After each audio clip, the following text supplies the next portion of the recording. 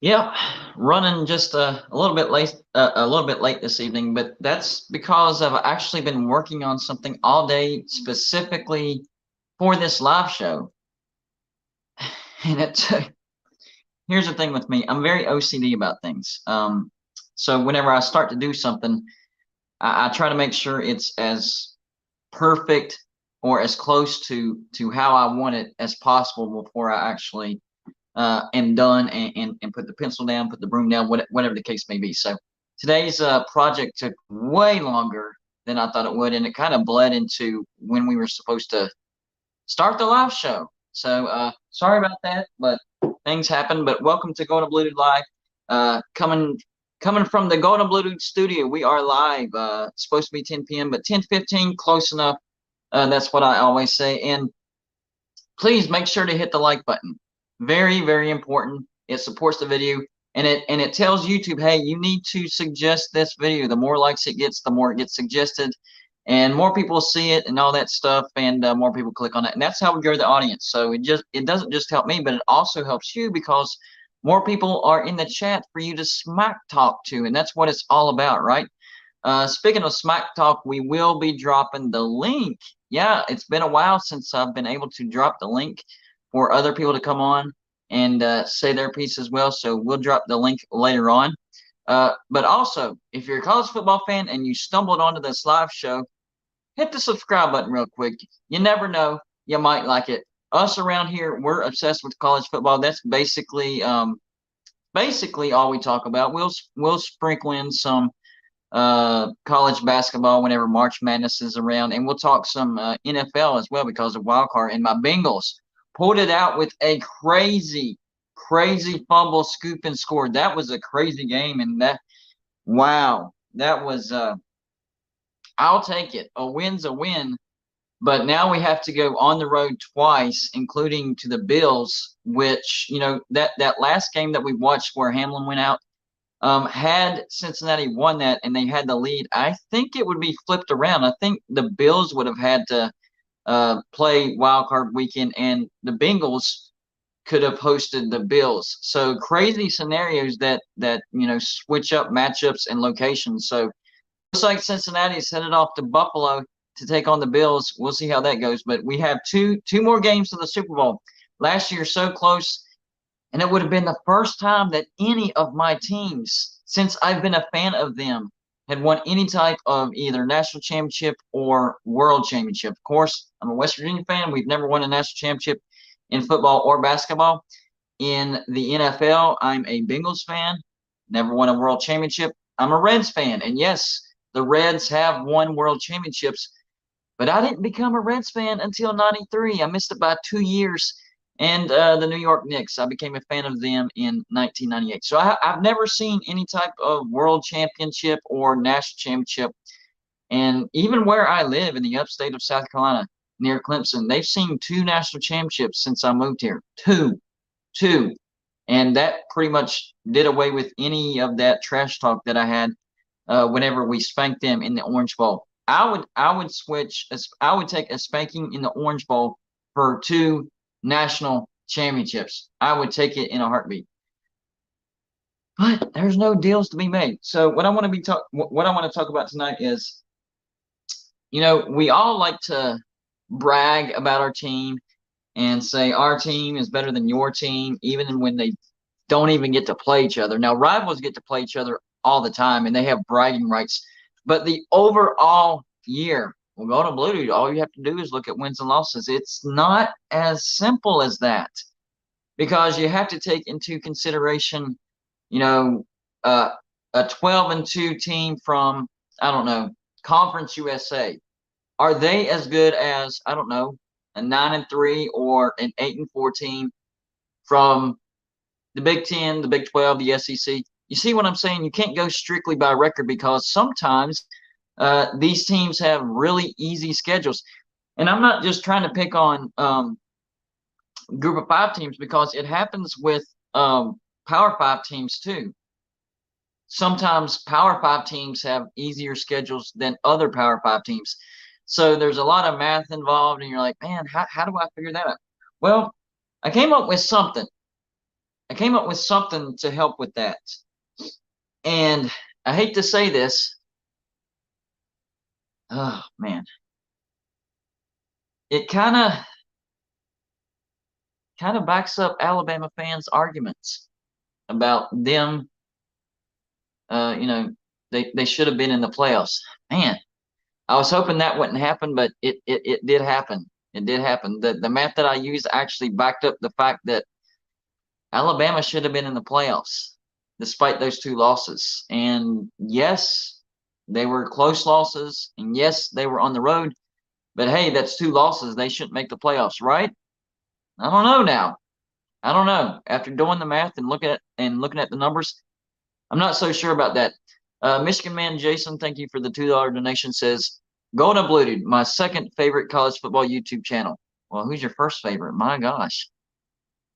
Now I'm depressed, man. I thought I was your favorite. Oh wait, there must be a Michigan YouTube channel out there that's your favorite. So if that's the case, then I forgive you for that. But you know what? Second best in a very competitive field out here. That's not bad. That's not bad. I'll take it. I'll take it. Mark, yeah, and he's in the. I know he went to Kent State. Who's he a fan of? I know he's a Big Ten man, but I don't know. Does anybody know that? Who is he actually a fan of in college football? Because I don't know. That's how good he is at hiding his fandom. I have no idea who he's a fan of.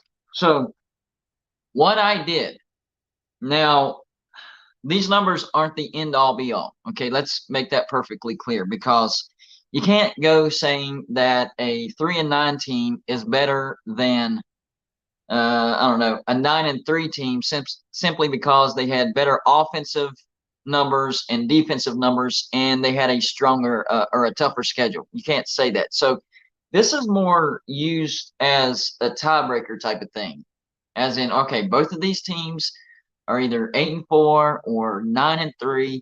They didn't play each other, so who's better? It's kind of in that scenario. I would give it a 2-game gap as far as wins and losses. So this would apply if you're trying to compare a 10-2 team to an 8-4 team. I still think that's close enough to where these numbers could play a factor into it. Now, what I did was, of course, their final record. You do have to look at that. That is your first indicator. I knew he was an Ohio State fan, but I didn't want to 100% commit to that. I was pretty sure he was an Ohio State fan. But anyways, for these numbers, yes, the first thing you look at has to be the wins and losses. You can't just go by, how good they were on defense and offense and how strong their team was. All right. Wins and losses do matter, but whenever it gets close, you can use these numbers. So what I did was, and I really did this, I looked at every single team, all 131 teams, every single one of them. Wins and losses, right? Then you look at points per game because that matters. It matters how many points you score per game. That tells you how good your offense is and how good your offense is at scoring points. Maybe you have an offense that's really good at moving the ball or running the ball or passing the ball, but they just have a really tough time scoring. Well, scoring is the name of the game. Get it into the end zone. So we go points per game as far as the ranking goes, and then points allowed. So your defense. Maybe you have a defense that allows a lot of yards, but not a lot of points. I'll take a defense that allows a lot of yards, but very few points over a defense that, doesn't allow a lot of yards, but for whatever reason, they give up a big play too many times and it goes for a score and you lose. So the amount of points that you give up also matters. So the ranking of points per game and the ranking of allowed points per game. And then the final number, strength of schedule, that matters. Because if you're playing against a bunch of bad teams, then your numbers are going to be skewed. They're going to be better, or they should be better. But then again, some of these bad teams, it didn't matter. They had bad numbers and their strength of schedule was not good. Not good at all. So some of these teams, you're like, that's a very, very bad team. So I looked at the teams. Let's see here. Let me get rid of some of this. So first, I looked at the teams that were really, really bad. Okay. All right. I see people talking about the shelf sagging. They're not really sagging. They're bowing a little bit, but the helmets are really, really light. So the shelving is not going to break, and we are going to reinforce them. It's just the boards themselves are very, very flimsy, but the helmets are light. There's no chance it's going to break, and we'll get them braced. I see a lot of people very curious about that. So the worst teams as far as record, whenever I looked them up, Colorado, really, really bad. They were 1-11. UMass was 1-11.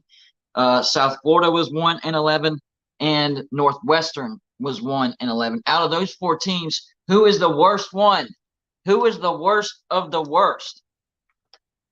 Well, according to the numbers, so what I did was I added all points per game, their average, whether they ranked number 22 or 122. That counted as a number. Allowed points per game, whether they were the team, let's say number 110th or they were 10th. If you're 110th, then you're allowing a lot of points. If you're 10th, then you're not. So there you go. And then, of course, strength of schedule. The lower the number, the better. Keep that in mind. For instance, here is the golden example. Georgia's number was 7. 7. All right? They're not a perfect team. They're not a perfect team. A perfect team would be a team that was number 1 on offense, number 1 on defense, and had the toughest schedule in the nation. That would be a perfect score. So all of that would have to line up. But 7, that's pretty good. That's pretty good. So for Georgia, look at this. Georgia was 5th in points per game, 5th in allowed points per game, and they had the 11th toughest schedule in the nation. So the average was 7. So that gives you an example of an elite number. And the second highest number that or the second lowest number that I saw out there, this is where it feeds into the Alabama argument. It is Alabama. It is Alabama with 13, because Alabama was 4th in points per game, 9th in allowed points per game, and they had the 26th toughest schedule. So as far as their average go, second behind Georgia.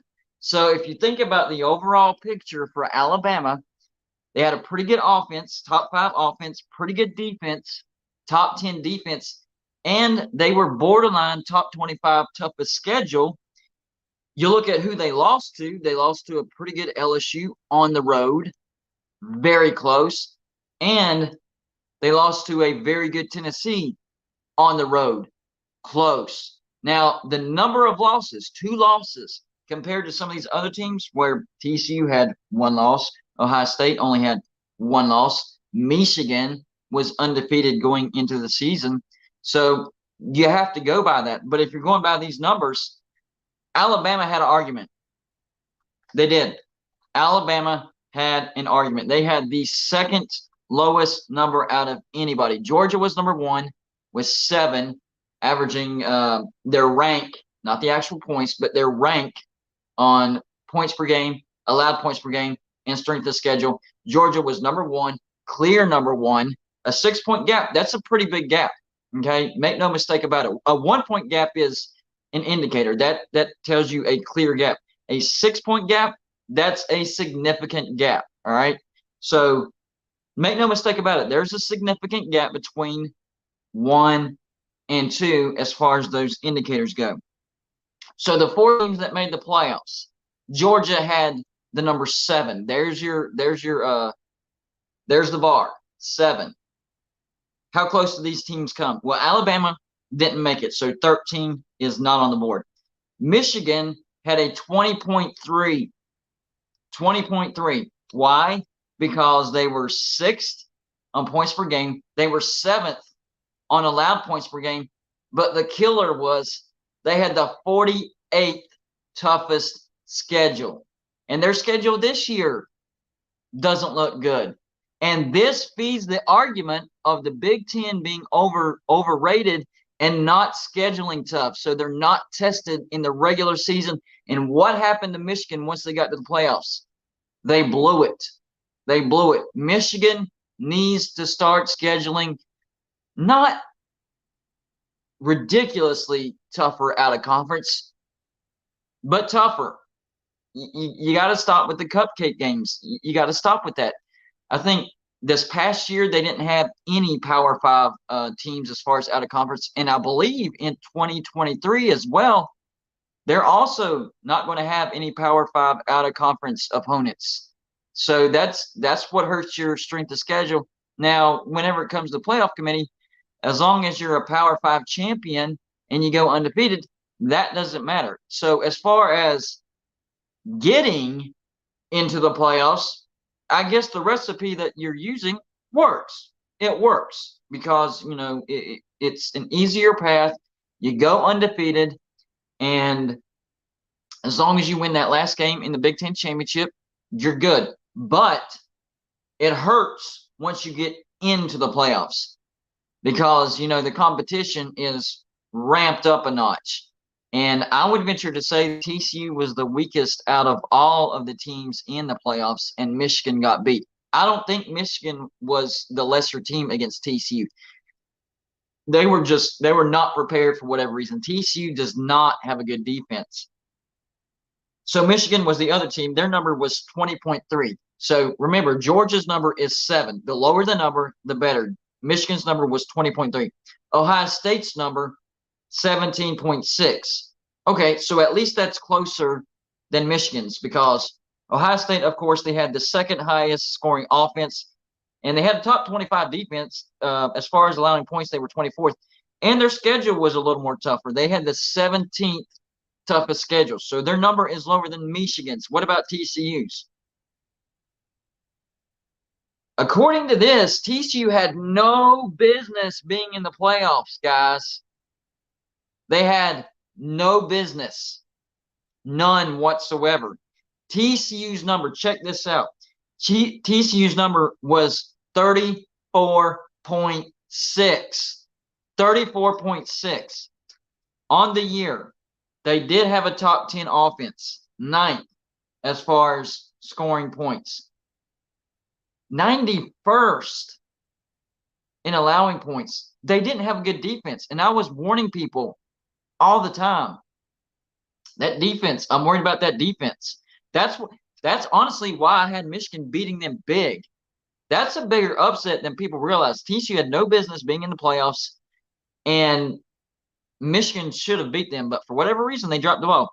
Now, their strength of schedule was pretty good. Fourth, a top 5 strength of schedule. It was that defensive number that really, really got them. TCU did not have the defense to get into the playoffs as far as the numbers go. 34.6. Next highest was Michigan with 20.3. That is a massive gap. That is a 14.3 gap.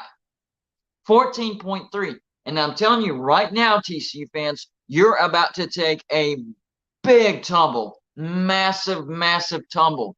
It would not surprise me if TCU missed a bowl in 2023. TCU could be the doormat of the Big 12 in 2023. So if that happens and you're watching this live show, don't be surprised. I am warning you right now because TCU, their defense was bad. Now, was it tenacious at times? Did it make big plays at times? Of course it did. Look at the Michigan game. 2 pick sixes. The rest of the game, not very good. But those 2 pick sixes, they needed it, and they got it. This coming year, defense is going to be bad again, and they lose a tremendous amount on their offense. John Waffle H2P, thank you for the $1.99 donation, says, why doesn't W schedule their rival Marshall? Because Marshall's not a rival. That's why. They're an in-state little brother. That's what Marshall is to West Virginia. We are 12-0 all-time in football against Marshall. until they can win at least a couple games against us, that's not a rival. I'm sorry. That is not a rival at all. But yeah. By the way, guys, if you're in the comments section and you have a question or a comment, or you want to make fun of me, people do that as well. I don't mind. I have thick skin. And you want me to put it on the screen and you want me to read it and everybody else to see it, Super Chat is the best way to do that. It's that little dollar sign that you see on the bottom right-hand corner. Anything you put in that Super Chat is going to go on the screen, just like you see with John Waffle. And I will definitely shout you out and read the comment. And the best part is, it's a great way to support the channel as well. So keep that in mind. And Joey, if you're still there, you can drop the Cash App link as well. It's the little dollar sign Golden Blue Dude 82. That is my handle for Cash App. As far as PayPal goes, I forgot to copy the link and post it. If you have it, feel free to do that. But anyways, moving on that. So moving past that, excuse me. TCU, I mean, the numbers show me that TCU had no business being in the playoffs. Now, they navigated through a top 5 toughest schedule. So did they earn their way in terms of wins and losses? Yes, I would say they did. Now, losing to Kansas State in the Big 12 championship, that one right there, a little bit of a red flag. And even the first matchup that they played against Kansas State, it took Kansas State getting down to their third string for TCU to beat them, because Kansas State was beating TCU up until their first string, and then their second string got injured as well. And then, of course, TCU came back and beat them. A lot of comebacks for TCU. That's another thing. TCU was not a very dominating team. They didn't look like a playoff team. In my eyes, the look of a playoff team is a team that, number one, you fear.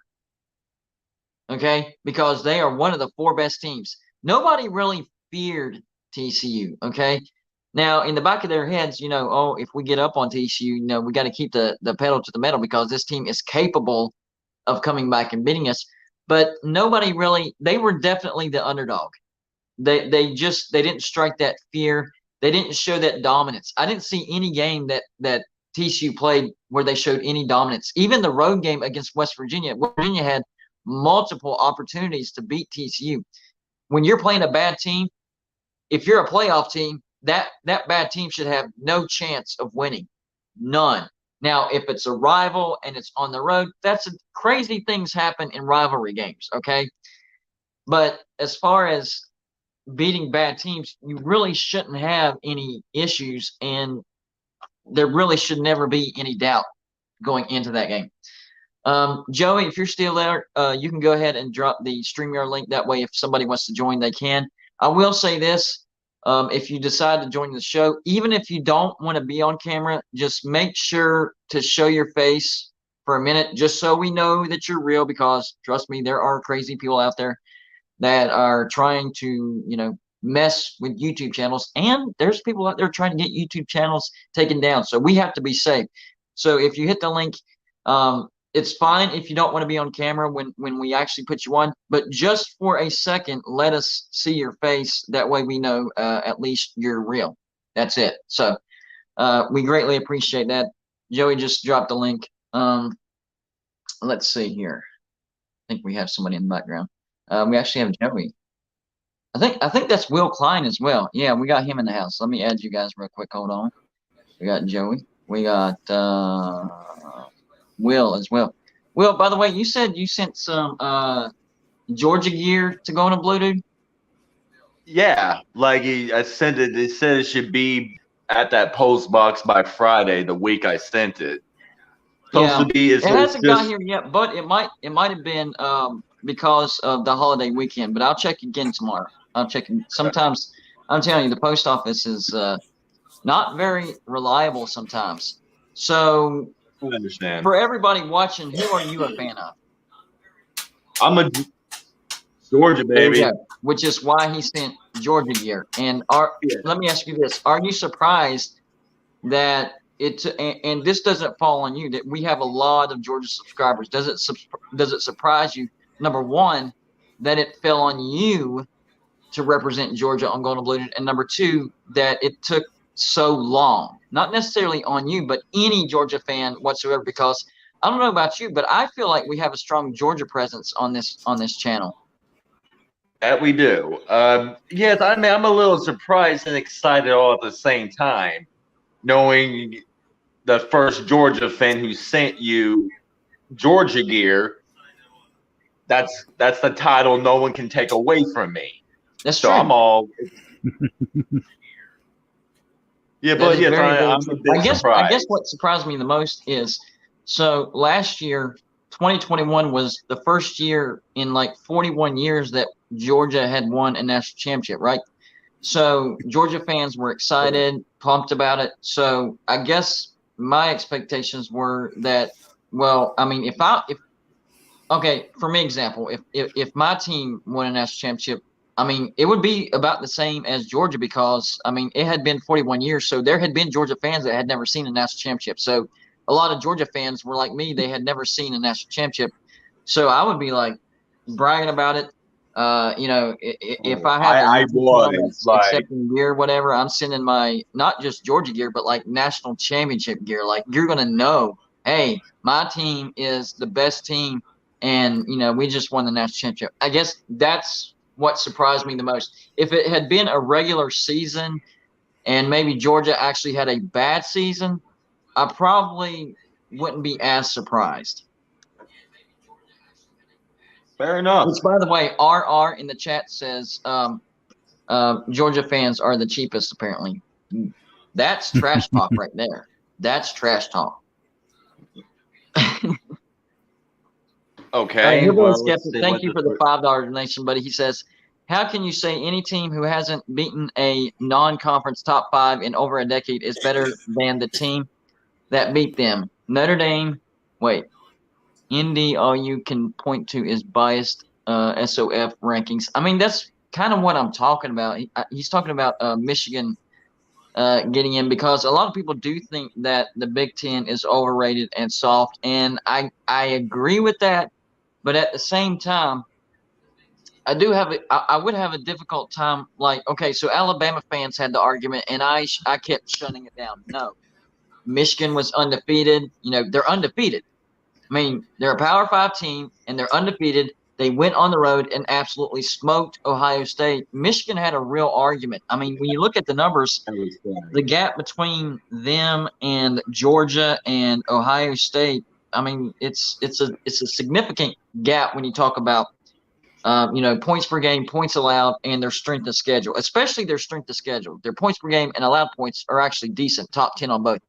But yeah, they did have a soft schedule. That's a fact. Like, you cannot dispute that. Compare that to the other schedules, even TCU's. It wasn't TCU's strength of schedule that hurt their number. It was their defense. TCU had a bad defense. That's why I think that TCU had no business being in the playoffs, and it's the main reason why Georgia absolutely shellacked them. Because one thing that I pointed out, because people wanted to know, Golden Blue Dude, I thought you said that Michigan and Georgia were comparable, and yet TCU beat Michigan, but then got smoked by Georgia, but Georgia barely lost to Ohio State. There's two things I think of. Number one, maybe Georgia wasn't playing their A++ game against Ohio State. Maybe they're playing their B+, which wouldn't make any sense. I'm not saying that's what they did. That doesn't make any sense. This is the playoffs. You play your A++ game no matter what. So I'm not saying that's what they did. I'm just giving my thoughts on what makes sense. Okay? So it's either Georgia was playing their B- game against Ohio State, or the second argument, which is the one that I like the most, depth. Okay, so in my opinion, I think that TCU was still recovering from having to go up against Michigan, who had some depth, and then they're going up against another team a week later, because they didn't have a month gap like they did between or not quite a month, but you know what I'm saying, between conference championship and playoffs. They're still recovering from that battle with Michigan. But depth is part of the equation because Georgia was doing the same thing. I just don't think – I think it came down to depth. I don't think TCU had the depth or the dogs, no pun intended, to keep up with Georgia. And they got worn down. By the end of the first quarter, TCU was tapping out. And Nick Saban has said it multiple times. If you're an elite team, what you do is you make the other team quit, and then the rest of the game is cake. That's exactly what Georgia did. Here's what I agree. Quit. I mean, I was on Dixon Street. Having a good time, all decked out in my jersey. I left at halftime. Like, it was just boring. Yeah. Here's what I think. I think that I think this year there was a couple of conferences that were down, and that with the ACC, and the other one I think was the Big 12. I don't think the Big 12 was a real strong conference. Now, what I will say is we got lucky and got a team in the playoff, but that team TCU, 9 times out of 10 does not beat that Michigan team. That team TCU 9 times out of 10 could not beat Ohio State. That team TCU 9 times out of 10 probably couldn't beat Penn State. So I'm looking at that and going, okay, the 1 time out of 10 TCU beat Michigan, made the playoffs. Congratulations, I'm happy for them. But what happened in the playoffs was no fluke. They were not that strong of a team, and Michigan would have probably fared a lot better against Georgia. Not saying they would have won the game, but they wouldn't have got blown out so bad. Oh yeah, I think they're a very similar team. The only thing that I disagree with you on is people stating that the Big 12 wasn't a very good conference, and the reason I disagree with you on that was if you look at the strength of schedule. I mean, this is across the board. Okay, so starting with TCU, strength of schedule 4th.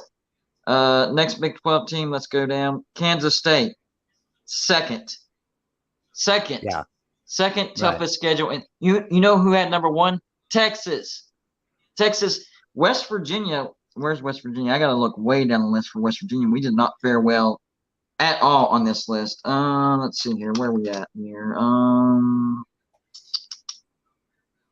There we are. 13th. 13th toughest schedule. So I would disagree about the Big 12 not being a tough schedule or a tough conference, because they were a tough conference. It goes back to what I was saying earlier. The way TCU was winning football games, they had to come back. I mean, look at that game against Baylor. That wasn't even a walk-off game-winning field goal. That was a runoff. They almost didn't get the daggum thing off. So you could see throughout the season, man, when are they going to lose? Everybody expected TCU to lose because of the way they were winning. And I think it just finally caught up with them. I think they finally ran out of gas. They ran out of the magic. They ran out of miracles. And Georgia is not the team to run out of miracles on. Not at all. I mean, they got absolutely mauled. That was the biggest blowout margin of victory in the history of the national championship or the playoffs or any bowls for that matter. That's the biggest blowout in bowl history. And that's counting the shellacking that West Virginia put on Clemson in the Orange Bowl back in 2011. Yeah, it's counting that. So to me, it's looking at the entire regular season. And if you just look at wins and losses, wow, TCU had an undefeated season. But if you look at each and every game, not just the final score and how close they were, you look at, oh, man, they were down in the third quarter, fourth quarter against Baylor, third quarter against Kansas State. West Virginia still had a chance to beat them. They weren't down in the fourth quarter, but West Virginia still had a chance to beat TCU in the fourth quarter. I mean, it took a touchdown pass with like 20 seconds left to actually stretch it to a point to where West Virginia had a 0 chance of coming back. That's what I see. TCU didn't jump off the screen. They didn't say, hey, we're going to get to the playoffs and we're going to make a deep run. What they screamed was, we'll get the playoffs and, maybe we'll have some luck and win a game, which is exactly what happened. I mean, 2 pick sixes, that's what I'm talking about. They had to have magic to even beat Michigan. Hillbilly Skeptic, thank you for the $2 donation. Says woulda, coulda, shoulda is all I hear. What team are you? He's talking about TCU. He's talking Oh, about TCU. TCU. Well, or he might be talking about And Michigan, Michigan, because Michigan yeah. dropped the ball in that first I think, game. But I yeah, think, because we were talking about 9 times out of 10, Michigan right. would beat TCU. I think that's what he was referring to. So TCU got that 1 time out of 10, and 2 pick sixes. That'll create that 1 time out of 10, and that's exactly what happened. So, but Right. the point that I wanted to make from this video is the numbers don't lie, guys. The numbers don't lie.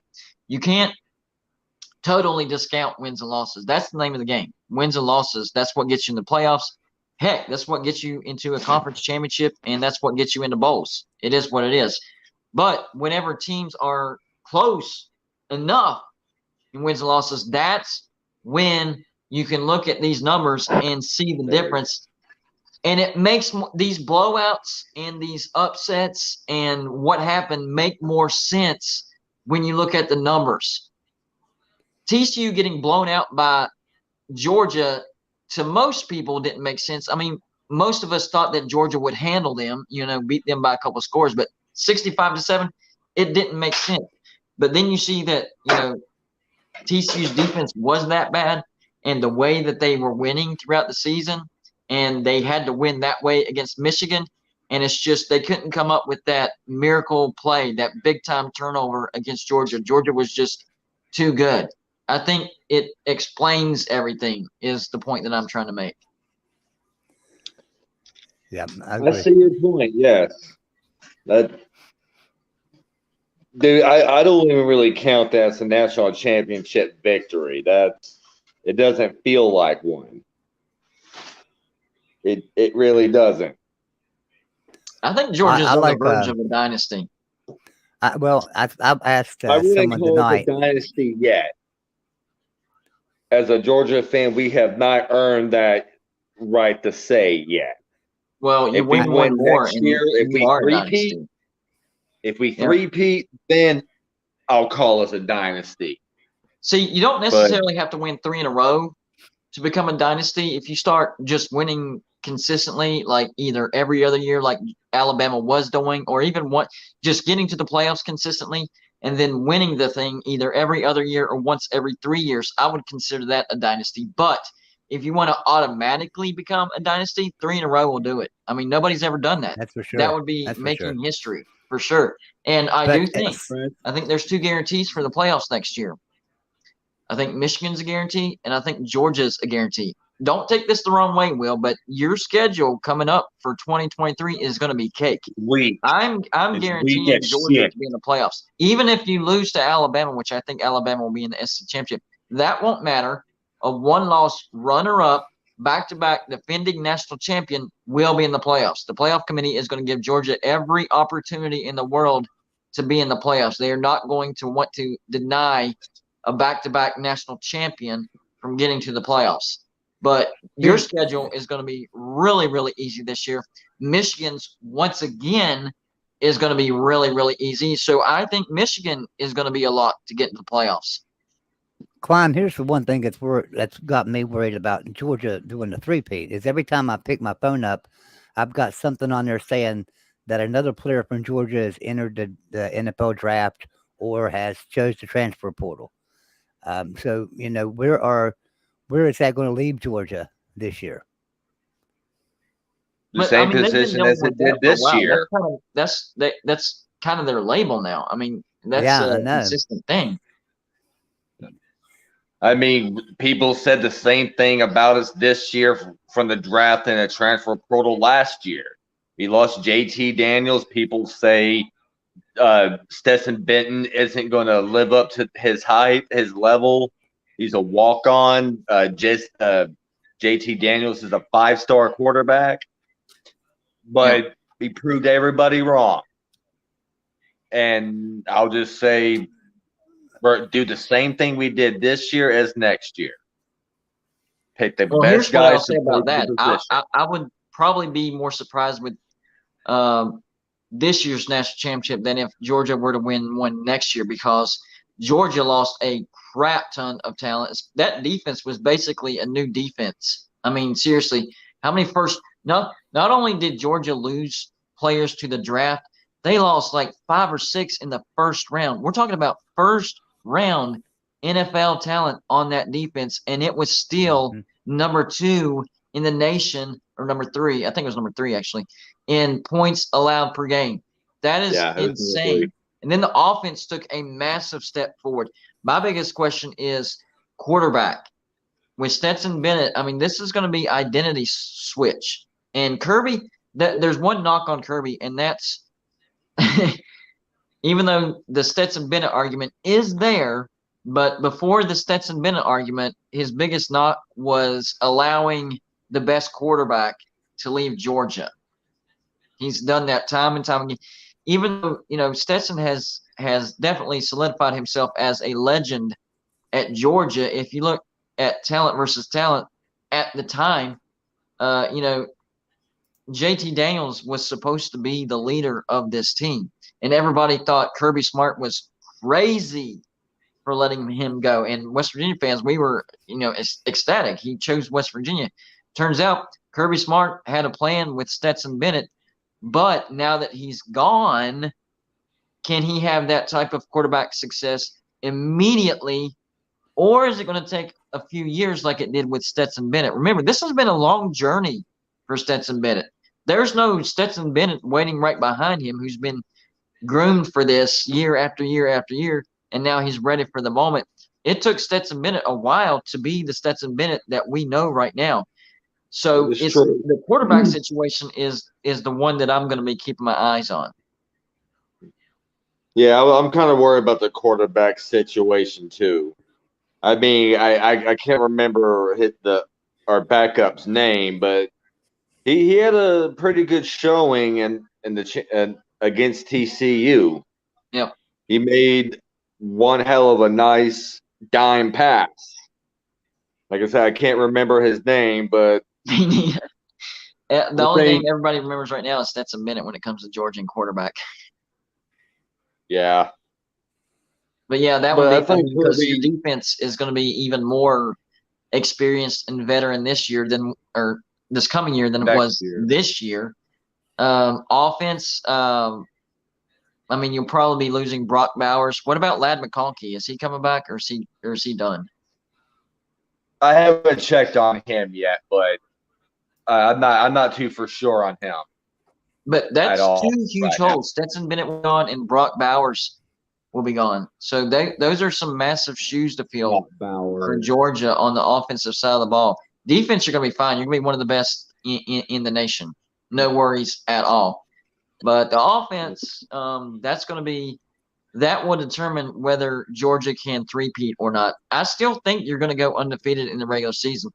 You might have a little bit of issues on the road to Tennessee, but, Hendon Hooker, he's going to be gone. And we all know that Tennessee's success was based on offense, and it was mostly Hendon Hooker. In fact, I think it's a travesty that Hendon Hooker wasn't invited to the Heisman Trophy ceremony. I thought he was a top 4 or 5 candidate, so that surprised me. So Tennessee's going to take a big step back when it comes to offense, but it is on the road. Tennessee fans are, hopeful now, so the place is going to be rocking louder than ever. That's going to be a tough road test. Are you worried? I know this is way too early, but thinking about it, does that worry you? And if so, what on a 1 to 10, 1 being, nah, I really don't think about it. 10 meaning, man, I think about it every day. That thing's worrying me. On a 1 to 10, what would you say? I'll say 5. Like, I believe Tennessee's going to be better next year than they were this year. Like, they could potentially give Georgia a good running for the Eastern title. And it is a home game. And that place gets loud every time Georgia arrives. Yeah, that's why they were able to beat Alabama. I'll say 5. A 5. I bet when I will say this. I bet when it gets closer, that'll go up a little bit. I don't think it'll go up to a 10, but it might go up to a 6 or 7 maybe as the game gets closer. And depending on how good Tennessee looks. Quite a possibility, yes. Yeah, exactly. But I'm actually more kind of looking at Missouri and Kentucky too. Like, Missouri. paying But you close get Missouri at attention to home. them. You get Missouri and Kentucky at home. Tony, Yeah. can you turn your camera on the back room for a second? Yeah, that was actually one of my predictions. I think Missouri is going to have a nice uptick in the SEC coming up. I think they have. I think they're going to be better on offense, but I do think their defense is going to be a little bit better than what it was this year. I think Missouri could be sniffing a possible 10-win season, but Georgia gets them at home, so I really wouldn't be worried about Missouri at Sanford Stadium. But they could be a challenge. And on the road this year, Missouri probably was the biggest scare besides the playoff game that gave Georgia this year. I mean, Georgia was down by 2 scores in the fourth quarter. They had to come back and win 26-22. A win's a win, Dude, I but was still. flipping my wig. I have Yeah. a Like I question. said, I stuff. have a question for the Georgia fan, real quick. What's up, my man? I thought you guys had on your roster. I thought you guys had coming into from your recruiting class now. I thought you guys had a 5-star quarterback coming in that everybody believes can be a day one starter for you guys. Like in the recruiting class the previous recruiting class, the 2023 recruiting class that you guys, the 2022, my mistake, 2022 recruiting class. So you guys had a 5-star quarterback that you guys. Isn't that the one we saw in the playoffs in mop-up duty? Yes, that's what Yeah. I'm talking. Yeah. Yeah, he was talking about that's that the earlier. quarterback I'm talking about. Yeah. Right. He Like looked, I like that's his what we're leg saying. He movement looked too. good in mop-up duty in the national championship, but he's going to be put into that starting role, and you really don't know how, as talented as they are, you just never know how they're going to react. And it's just the fact of not having Stetson Bennett is the biggest thing that really comes to mind. I'm not saying that this new quarterback is going to be bad, but going into the season, okay, if I was a Georgia fan, this is how my brain would work. Okay, so, man, this is a 5-star quarterback. He looked good in mop-up duty against TCU, but he's not Stetson Bennett. Remember, Georgia fans have gotten used to Stetson Bennett. He's been their undisputed starter for 2 years, and for 2 years they have been the national champions. So, yes, a new talented, very talented 5-star quarterback who looked good against TCU is coming in, and maybe the offense doesn't miss a beat. But at the same time, I wouldn't blame Georgia fans for being nervous because, they've gotten used to Stetson Bennett. Stetson Bennett became reliable. I think that's the word right there. Reliable. He may be good. He may have all the stars in the world. He may have looked really good in the national championship, but is he reliable? Yeah, no, and I understand what you're saying, but it took Georgia fans till this year to actually, even though Stetson won them the championship last year, right? They felt that the defense won them that championship. A lot of Georgia fans that I live around here in Sarasota, they say they feel that the defense won them that championship, not Stetson. No. If they really feel that way, they're incorrect because Georgia had a top 10 offense this year as well to go along with it. I'm talking about the previous year. I'm talking about the previous year. Allowed, so they're incorrect if they feel that way.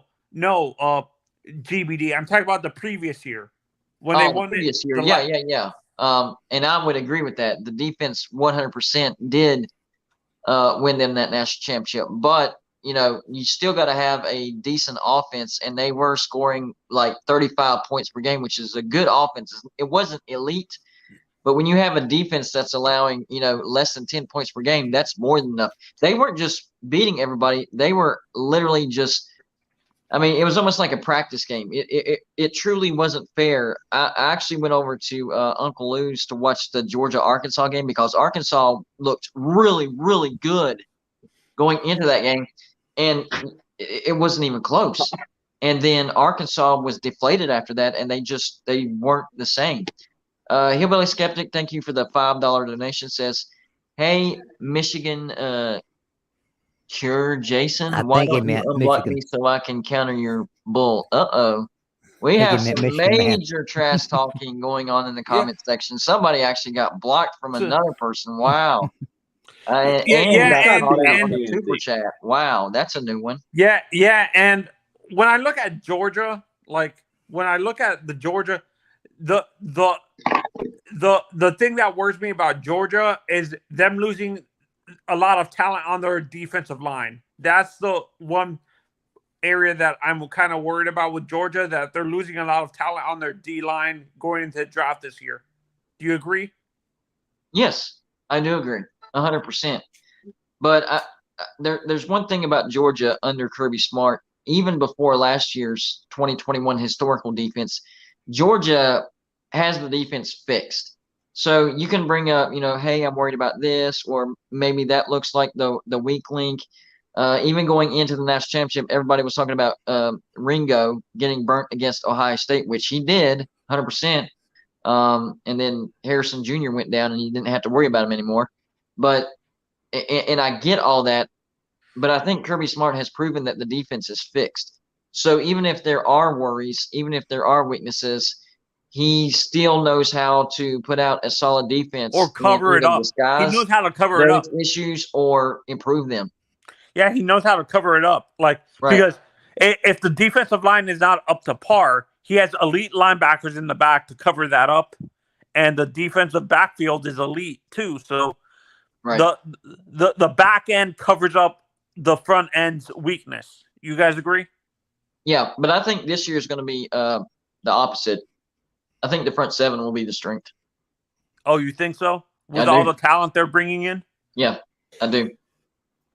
And not only do I think they're going to be talented up front, but they're going to be deep. They're going to be there's going to be a lot of talent. Even the second string on that D line and linebacking core, the second string could start anywhere in the entire nation. I guarantee you that. I've always wanted to experience a live game at is it called the Grove? What is that behind the hedges? What do they call Georgia? Yeah, the Grove is I think that's Ole Miss, but between the hedges is Georgia for sure. And South Carolina actually has tried to copy them. They now have hedges around. Yeah, that's what. Can you explain the experience at the Georgia fan? Can you explain a live experience at Georgia Stadium? I haven't been to the Georgia Stadium at all. You haven't? At all. No, this long story short, I became a Georgia Bulldog fan when my mother tried to force me to cheer for the Razorbacks when they were playing Georgia. I wasn't having it, so my grandfather said let him pick his team. So I picked Georgia. They won, and that's where the love started. Oh, okay. Hey, I'm cool with that. One of my friends from my childhood, he was he was born in Clemson, lived in Clemson his entire life, but he was a die-hard Florida State fan. I mean, die-hard, loved him. And I was like, dude, you grew up, you were born in Clemson, your entire family, except for you, are Clemson fans. Why did you choose Florida State? He said, when I was 6 years old, I thought their helmets were cool.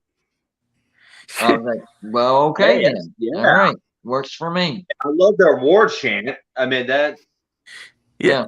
No, and do you guys have any tough out of conference games coming up in your schedule? For Georgia. Georgia's schedule is actually really easy this year. Even they're out of conference, they don't really have. Now for West Virginia, we have to go on the road to Penn State, and then we get Pitt at home in the Backyard Brawl. So Miami has a tough out of conference schedule. If you look at Miami's schedule, GBD, we have a tough out of conference schedule. I think we go to Alabama. I can't remember. I think we go to LSU or Alabama. You get Texas A&M at home. Huh? You get Texas A&M at home this year. Yeah, no, but I think we have an out of conference game, a tough out of conference game going on the road. I think it's Ohio State. I can't remember who it is, but it's in one of the top teams in the country. I think I think you're talking about the neutral site game. I don't know who it's against. I know you get a home game against Texas A&M because last year you had to go on the road to Texas A&M, and then you'll have another tough out of conference. Ole Miss. There you go, Ole Miss. But I think I might be wrong. Maybe it is on the road, but I think that's a neutral site game. Yeah, no, If I'm not and for mistaken. me, as a college football fan, I hate the. For me, I understand it's the money aspect, but honestly, you're catering to a certain league because they're making money for you. Eliminate these stupid ass neutral site games, and oops, I hope I am I allowed to curse? You're good. Okay. Listen, and this isn't like any type of SEC hate or anything like that. This is facts. It is what it is. You can blame the SEC for that because this is smart actually. So if you're an SEC fan, don't take this the wrong way. This is actually genius.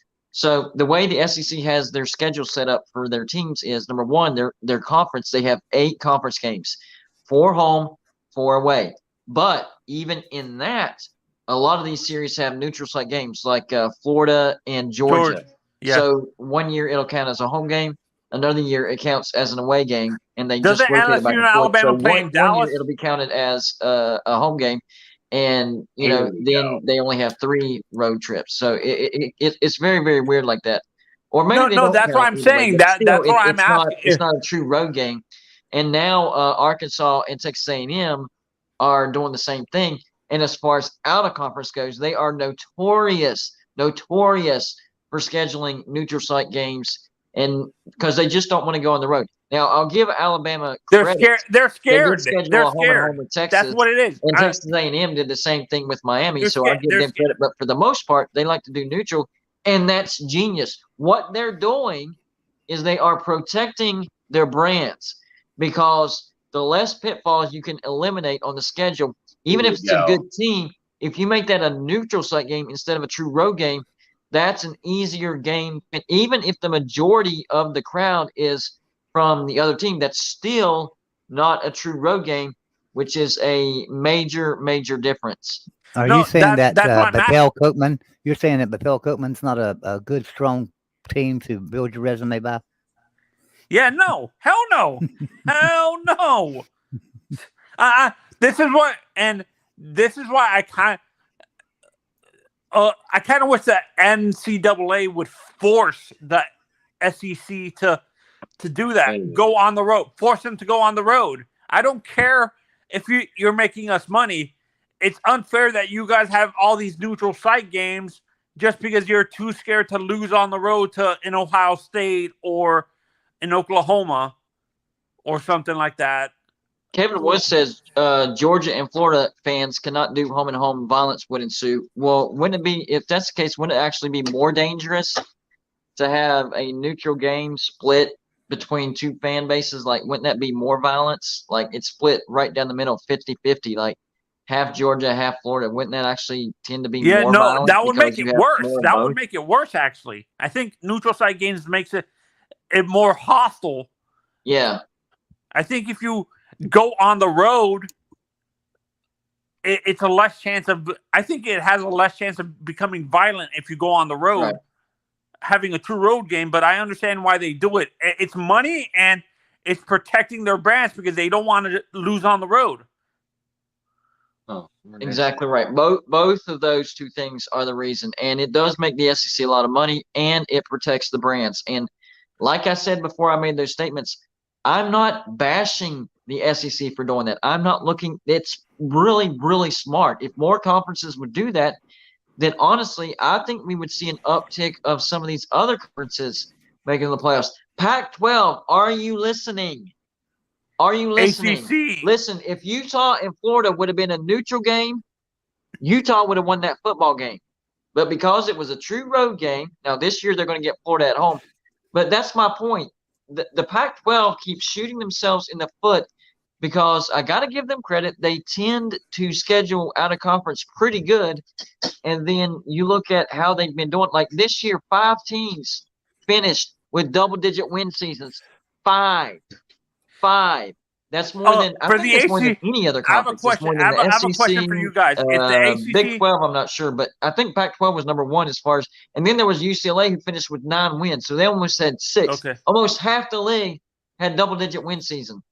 Okay, if the ACC decide to do, in your honest opinion, if the ACC decide to do those neutral site games like you see with the SEC, where would you think the neutral site games would be? Would it be in Atlanta, North Carolina, and maybe in Tampa?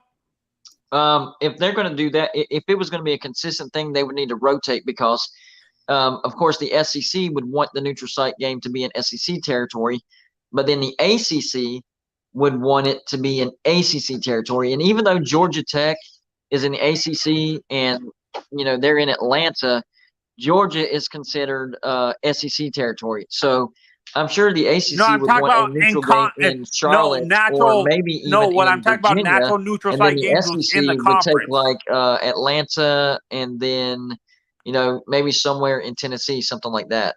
No, let me clarify. What I'm talking about is natural neutral site games within conference opponents is what I'm saying. I don't know how to do that.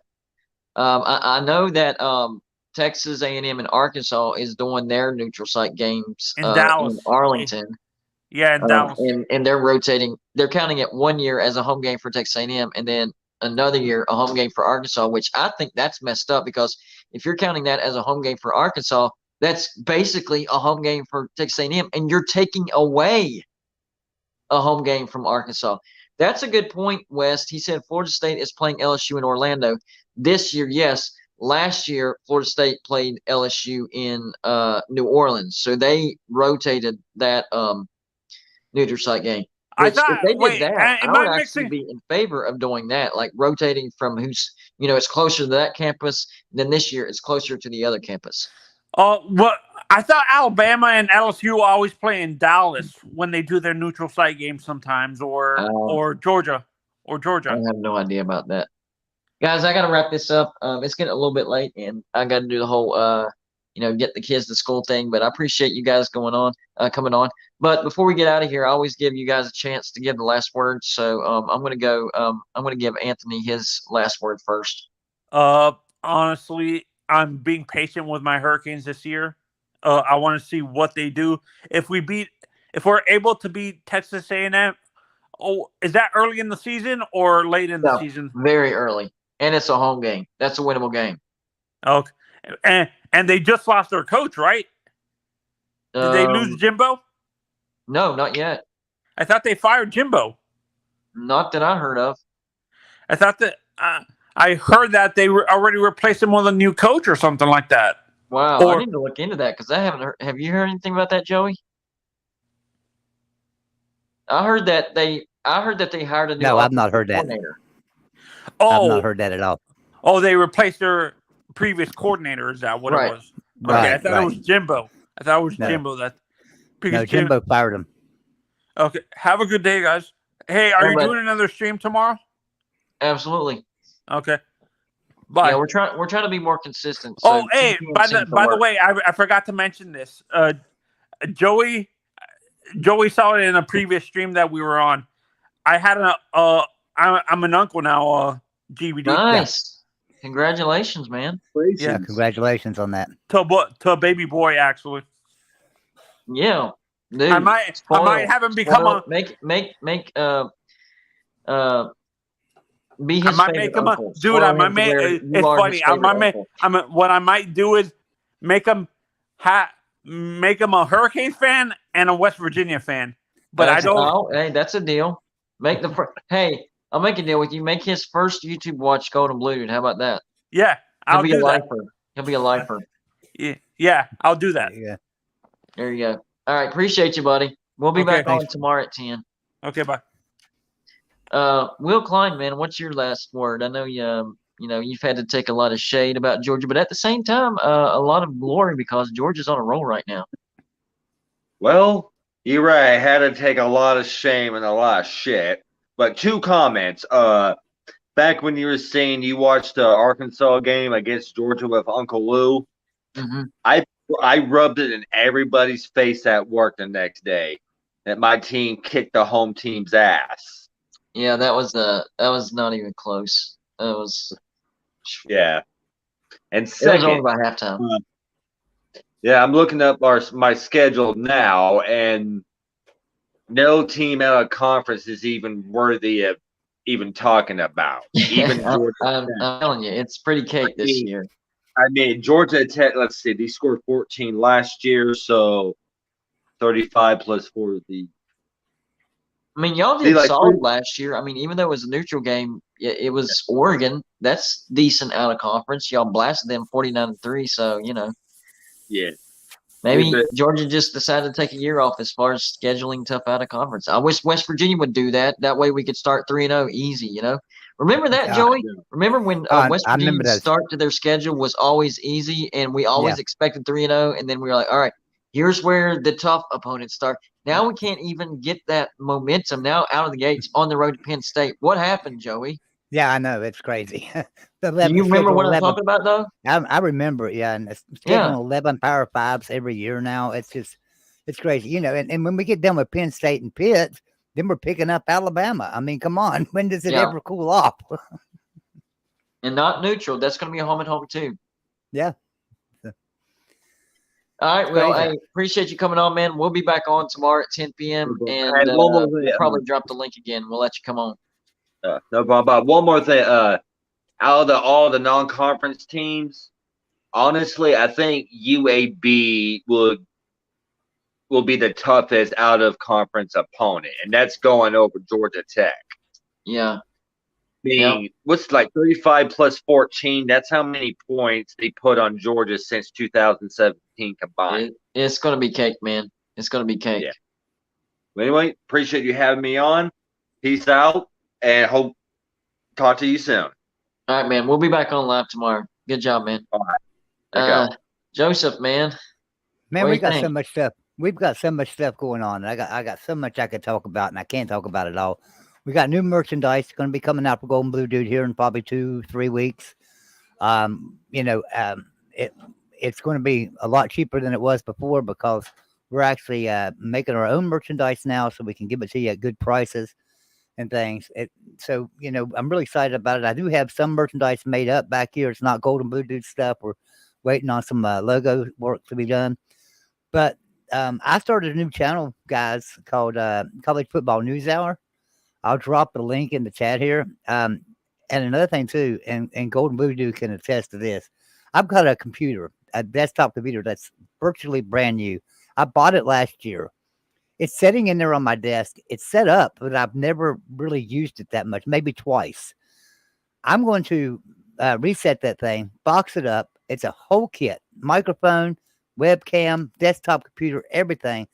I'm going to give that thing away over on my new channel to subscribers. Nice. So all you got to do is step my channel up, watch a few videos, comment or something. And, when I get to a certain number, I haven't decided what that number is going to be yet. Maybe 250 subscribers. When I get that new channel to 250, I'm going to give away that desktop computer. So tell your friends and stuff and sub it up. So anyway, Golden Blue Dude, thanks for having me on, man. I'm, my internet kind of stinks 99% of the time, and I can't never be on here. But luckily tonight we've had a little bit of a break, so I'm glad man. to get to come on. I'm glad you can make it. Glad All you right, can make man. it. Good job, man. Talk to everybody later. All right, man. We'll see you, man. We'll be back tomorrow, guys. 10 p.m. sharp. Hopefully everybody enjoyed their 3-day weekend. And it goes by fast, don't it? It's over. But some of y'all had to work, and you're looking at the rest of us like, I'm already used to it. It's going to be like a Monday.